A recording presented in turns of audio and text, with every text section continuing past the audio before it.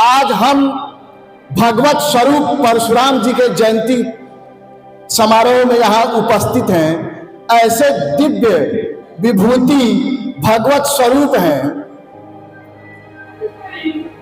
जो भगवान राम के स्वरूप में जन्म लेते हैं और जब भगवान शिव की भक्ति करते हैं और उनके भक्ति के फल स्वरूप परशु शक्ति स्वरूप परशु को जो प्राप्त करते हैं, तब वह परशुराम के रूप में विख्यात हो जाते हैं और शक्ति त्याग और न्याय के साक्षात प्रतिमूर्ति भगवान परशुराम के जयंती समारोह में उपस्थित हैं। हम सब बहुत ही सौभाग्यशाली हैं कि हम सब यहाँ उपस्थित हैं।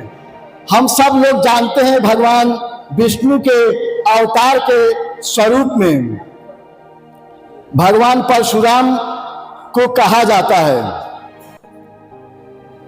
अब हम संक्षिप्त शब्दों में ही, चूंकि बहुत विलंब हो चुका है कार्यक्रम में, तो कहते हैं जैसे कि संचालक महोदय ने कहा कि भाई अध्यक्षीय भाषण के लिए पत्थर से जल निकालने के समान है। दो चार शब्दों के माध्यम से हम प्रयास करेंगे, आपका सहयोग मिलेगा तो कोशिश करेंगे जल निकालने की। तो पाप का संहारक है, सिंह के दहाड़ है, अन्याय को मिटाने वाले, गाय को पूजने वाले, दिन परशु के राम हैं और वही विष्णु के अवतार हैं जो तब भी थे और अब भी हैं।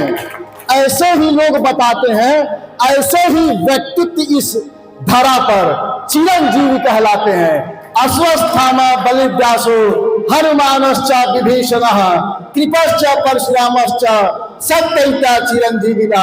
यह सभी महापुरुष भगवत स्वरूप है और चिरंजीवी है और इनको यही जिम्मेदारियां मिली है कि जहां भी हम धर्म कार्य में उपस्थित हो वहां हम सबको, श्रोता बंधुओं को भी साहस दे अंतिम तक बैठकर सुनने के लिए।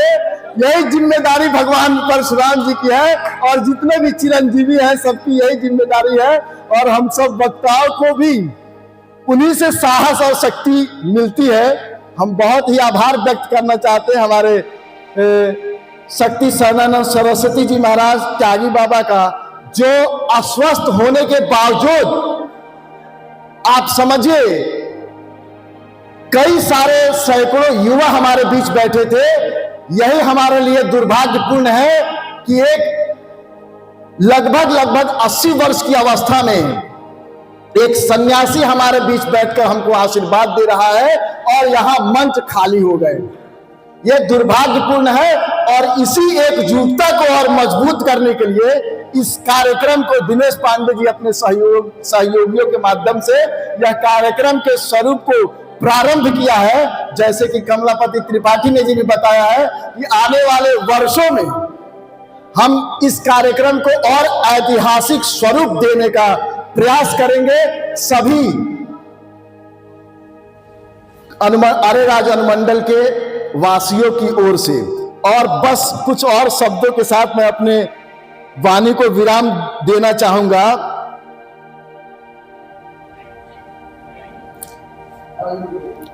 तुमने क्या अवतार लिया प्रभु, तुमने क्या अवतार लिया प्रभु, प्रलय विलय लय हो उठी, दिशा दिशा से जय जयकार हुई, दिशा दिशा से जय उठी, तय तिथि अक्षय हो उठी।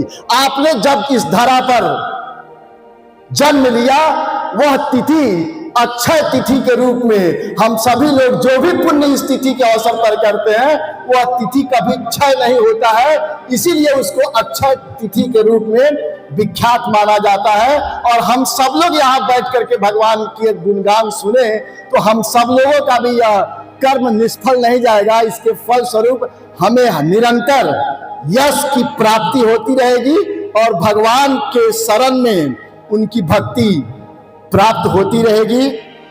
हम सब, आप सब यहाँ उपस्थित हुए हैं, हम आप सबका बहुत बहुत आभार प्रकट करते हैं।